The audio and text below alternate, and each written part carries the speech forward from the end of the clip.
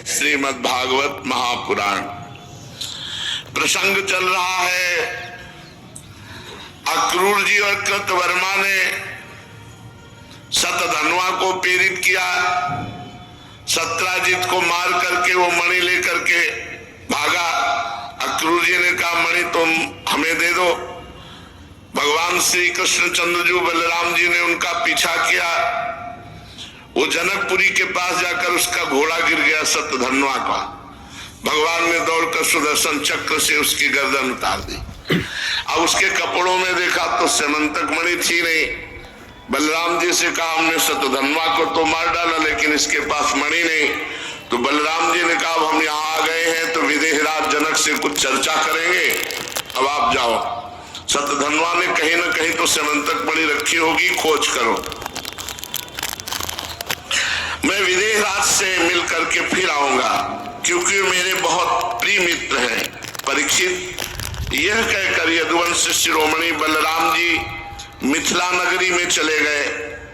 जब मिथिला नरेश ने देखा कि पूजनीय बलराम जी महाराज पधारे हैं तब उनका हृदय आनंद से भर गया। उन्होंने झटपट आसन से उठकर दिव्य सामग्रियों से बलराम जी का पूजन किया।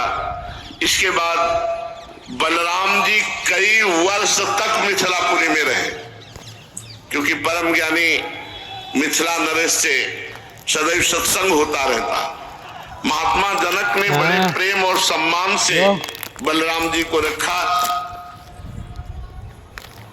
कई वर्ष तक बलराम जी मिथिला में रहे। बहुत समय के बाद धृतराष्ट्र के पुत्र दुर्योधन ने बलराम जी से गदा युद्ध की शिक्षा ग्रहण करने के लिए उनको गुरु रूप में वर्ण किया। अब अपनी प्रिया सत्यभामा का प्रिय कार्य करके शतधन्वा को मार करके भगवान श्री कृष्ण द्वारिकापुरी लौट आए और समाचार सुना दिया कि शतधन्वा मारा गया लेकिन सेमंतक मणि उसके पास नहीं मिली।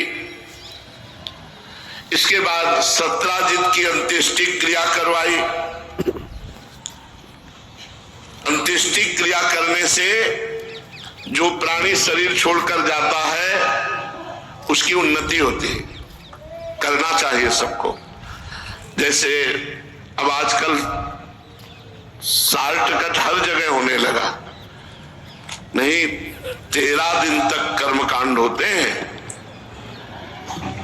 मुंडन करा करके एक आदमी पवित्र रहता है 13 दिन परिवार का, और वो सब रोज पिंडदान और आराधना आदि करता रहता। गरुड़ पुराण होते थे, अब तो सब चटपट एकदम। इससे प्राणी की उन्नति होती। जैसे किसी के घर में कोई पधारा, आप 13 दिन तक अनुष्ठान कीजिए।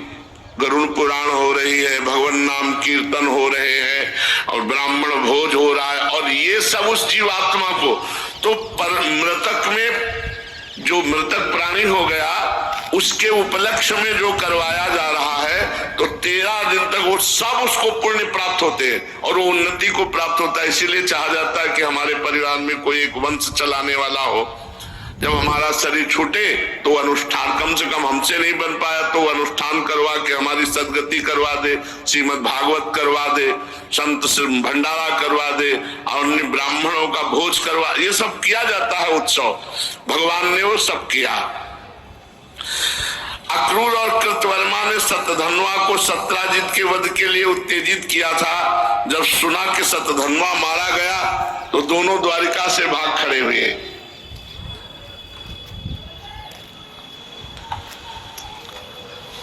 बड़ा विचित्र खेल है। अक्रूर जी महाराज इतने बड़े भगत सेमंतक मणि लेके भाग खड़े हुए।